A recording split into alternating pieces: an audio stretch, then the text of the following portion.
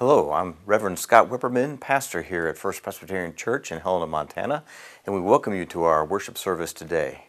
I'd like you to know that regardless of who you are or where you are in your journey of faith, you're welcome here at First Presbyterian Church.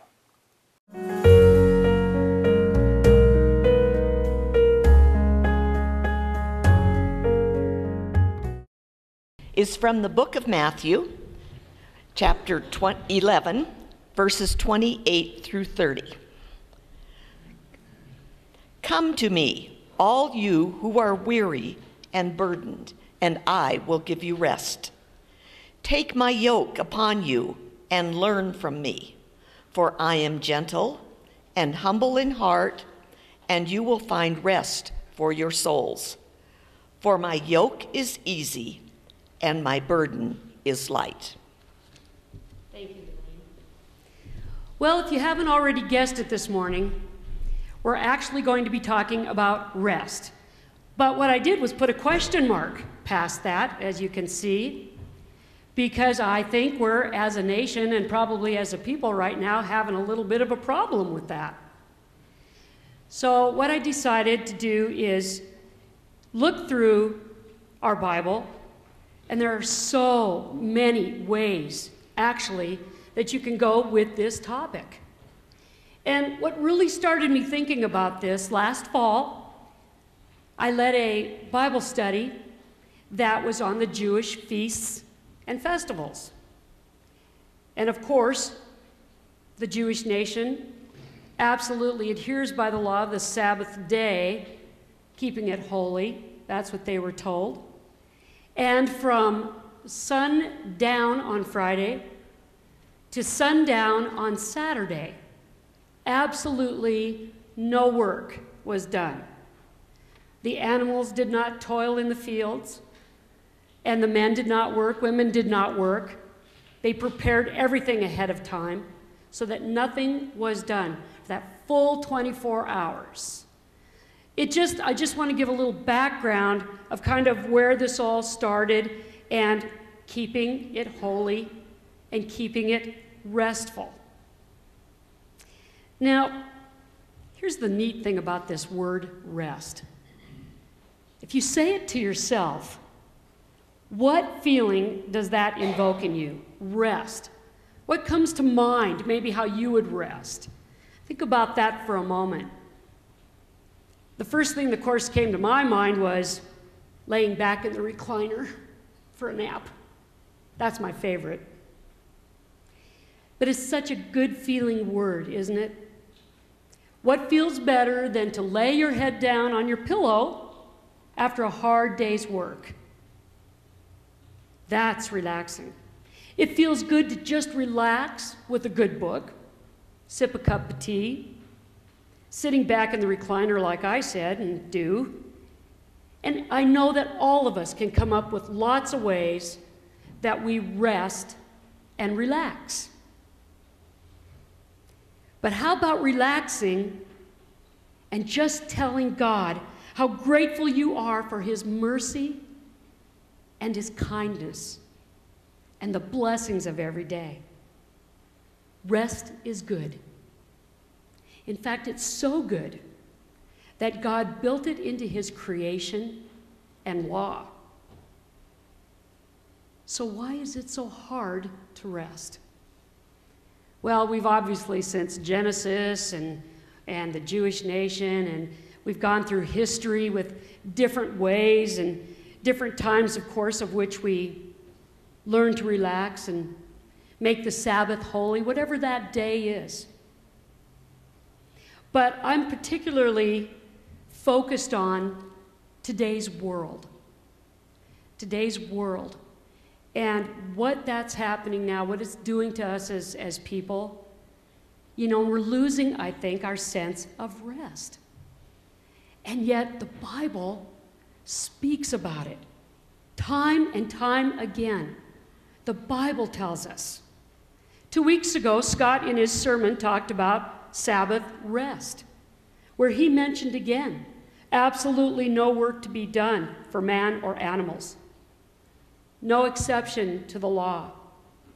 And of course, The Jewish nation is observing it still to this day.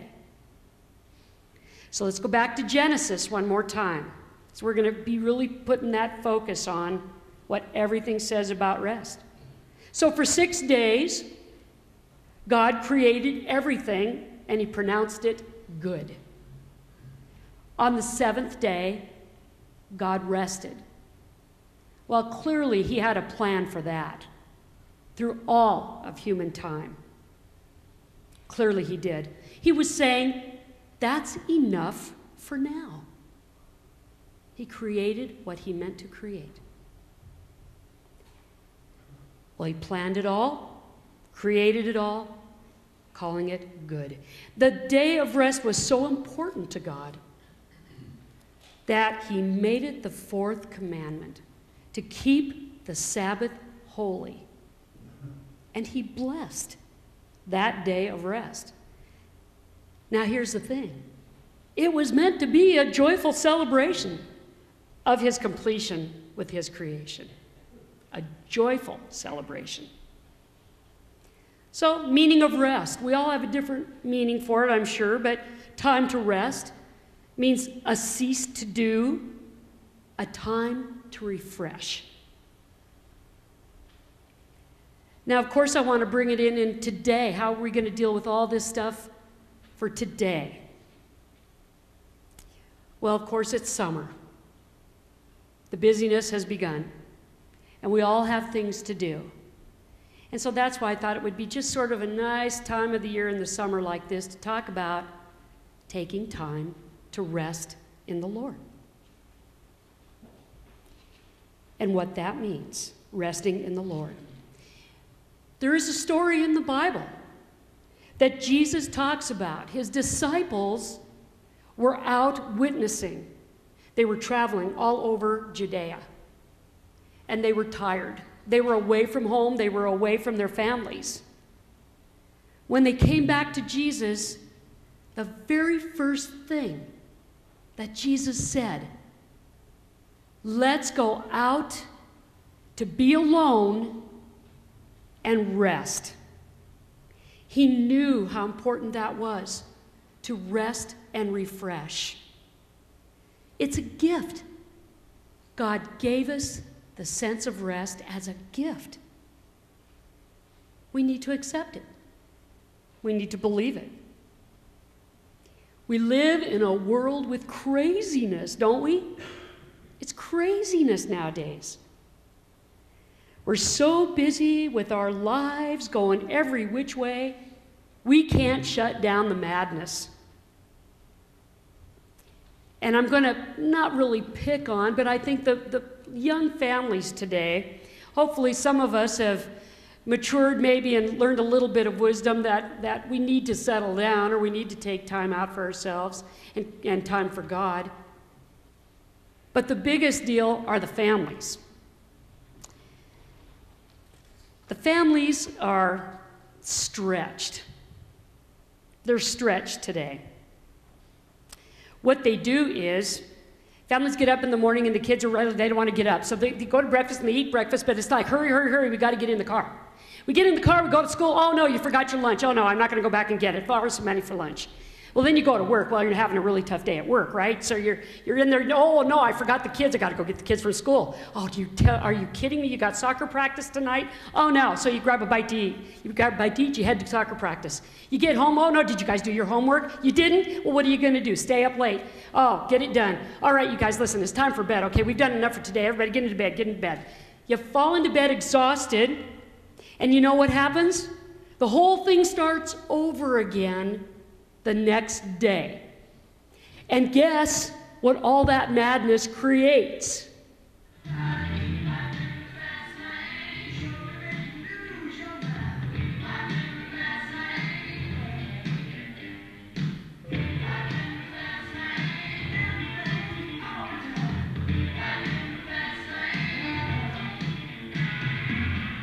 Yeah, that's what it creates. Life in the fast lane. And you'll lose your mind.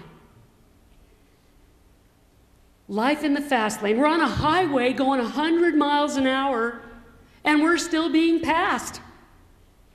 careers, family, even recreation, which is supposed to be restful, by the way, sometimes not, all take up the rest of our time. We suffer stress. Our families and our relationships suffer. Rest, you say? Even as a nation, I think we've forgotten what rest really is. It's a natural human instinct to want it all. But you know what happens? As we're trying to have it all, we're hurrying it all. When we rest, we think we should be doing something productive. When we're busy, we wish we could rest. We don't want to waste our time. We also want to be efficient with our time. Let's cram as much as we can into what little time we have. And it causes us self-inflicted stress. It's not hard to imagine. We seem to have an inability to enter into a weekly day of rest. You know, the evil one out there takes our time. That's how he works. He takes our time. He says, don't worry about that. You don't need it. You don't need to do that. No, stay busy. Stay busy. That's what he does. He steals our time. And it's hard to battle that. But battle it we must. Because when he steals our time, he's hoping that that takes us away from God's time. That's what he's hoping for. But you know, there's good news. Because Jesus tells us, again, to read, "Come to me, all who are heavy laden, and I will give you rest." He said, wear my yoke, because it fits perfectly. It fits perfectly for you and for me alongside Jesus. Yokes were made to be specifically made. And he's telling us, he's right there beside us. And he says, I will give you rest. Rest for your souls, for I give only light burdens. It's one of my favorite quotes from Jesus. It's such a comforting quote to hear, that he gives us rest. He knew how important rest was. It's one of those things that we need to have in order to calm down and be with Christ. Be with God. Communing with God. How do we do that? First, we need to have a personal relationship with Christ. You have to build that relationship with him so that you just can sit whenever you want to and talk with him. We need to be able to pray and visit with him about our needs and our wants, whatever it is through life that's taking our time away from him. We need a go-to person. That would be Christ. I love that. He's always there for us. We always will have him. And he helps us stop the madness of today's busy world. Paul said, in all things pray. Have conversations with the Comforter, the Holy Spirit, the Comforter. He set aside a day for us to commune with him. A day. I don't know about you, but I don't know the last time I spent a day communing with the Lord. I'm pretty sure I haven't. Allow God to refresh our soul. He didn't set aside this day just to annoy humankind or to confine them. And I think so often that's the path we want to take. Again, I don't have the time. It was set aside to enrich our lives. That's what he wants for us. The comfort, the refreshing. We also, of course, we know doctors tell us we need the physical rest literally for our health also, don't we? We need to be able to bring it down, get rid of the stress. Remember, we did nothing to deserve it. It's a gift. Nothing to deserve it. But boy, do I believe from the beginning of time that God set that up knowing we were going to need it more than ever now. Do you remember back in the day? I know just when I was a kid. I know you remember too. You know, stores were closed, right? Nothing was open. And my family used to do what we called going visiting. It's actually how we worded it, going visiting. So we went to church and we went visiting. We went to relatives' house. But it was a day of rest. It was a day of relationships. It was a day of communing with each other, which of course is what God is all about. I believe that God gave us day and night. He separated that. We know the creation story, right? Gave us day and night. I've always believed he did that, certainly, so that we can refresh ourselves at night, rest, and be ready for the next day. Jesus told us, let the day be sufficient unto the day. Each morning is a new beginning. If cares and worries are weighing in our minds, it's a time to let it go. We can talk to him about it. We can rest in him. Rest in him. Easier said than done, right? Our day of rest from God wasn't just for Adam and Eve and the Old Testament, but I'm going to read aloud again, just to keep reiterating. The rest is remember the Sabbath day. This is from Exodus chapter 20. Remember the Sabbath day by keeping it holy. 6 days you shall labor and do all of your work. But the seventh day is a Sabbath to the Lord your God. On it you shall not do any work, neither you, nor your son or daughter, nor your manservant or maidservant, nor your animals, for the alien nor the alien within your gates. For in 6 days the Lord made the heavens and the earth and the sea and all that is in them. But he rested on the seventh day. Therefore, the Lord blessed the Sabbath day and made it holy. Now, I know that it's hard a lot of times, obviously for a day or a Sabbath day. Sunday, we're traveling, we're doing things. But that remains in effect for today. Maybe even more so, because keeping the day of rest holy is permanent. We're told that. It's permanent. The psalm again said, you chart the path ahead of me and tell me where to stop and rest. How great is that? But if we're quiet enough, he even tells us when to rest. I love it.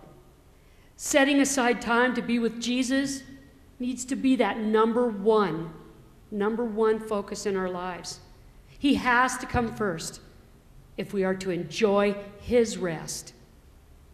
We can't hear his voice with all the outside noise going on. We have to quiet our souls, quiet our minds. We need to just take the time to rest in him and listen to his voice so that we know his power will protect us. We will hear his guiding word for our lives, for every bit of our lives. Everything our family, our work, relationships, every bit of our lives, He will take care of. And what comes from rest is peace. Peace. That comes from rest. I have a quote by an author named Tim Kimmel. He says, "Being hurried comes naturally, while being at rest requires an ongoing appraisal of priorities. All of us who are serious about our spiritual life and our family life must counter the forces threatening our ability to maintain rest." Remember that little voice that keeps saying over here, "You don't need to rest. You don't need to do that. Just stay busy, stay busy." We can counter that force, but we can counter it only one way, and that's through God's rest. The only way that we can maintain rest in our lives is by immersing ourselves in the Word. Know what the Word says about rest. He gives instructions for us. And studying the Bible helps you to live a life that follows God's rules. And when we have that protective hedge around us with God's rules, we'll have peace and we'll have rest because we're assured that He's going to take care of everything for us with every area of our lives. Now, as far as finding the time, well, I'm not going to sit up here and tell you when to do that. That's up to each and every one of us to carve out time to commune with God. You have to do that for yourself. Find your rest in Him. You know, okay, I'm just going to say it. Mac Davis, singer from, back. Do you remember that song, "Stop and Smell the Roses"? You've got to stop and smell the roses. You got to count your blessings every day. You're going to find your way to heaven is a rough and rocky road if you don't stop and smell the roses along the way. Find your rest in Him.